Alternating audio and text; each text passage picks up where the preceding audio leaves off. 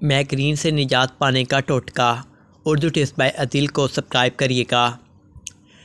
अदरक की चाय।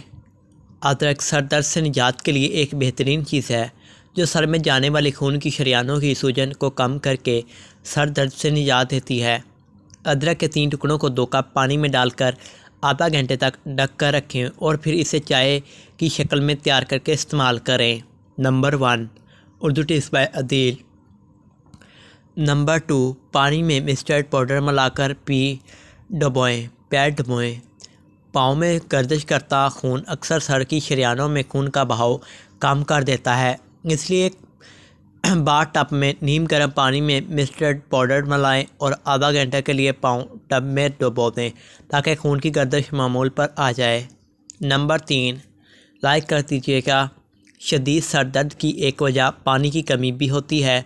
सारे दिन की मसरूफियत में लोगों को पानी पीना याद नहीं रहता, तो अगर आपको अचानक सर दर्द में दर्द उठता है तो 1 से 2 गिलास पानी पिएं ताकि जिस्म में पानी की कमी दूर हो सके। आपका मसला इंशाअल्लाह मेरे अल्लाह ने चाहा तो हल हो जाएगा। उर्दू टिप्स बाय अदील को सब्सक्राइब करिएगा।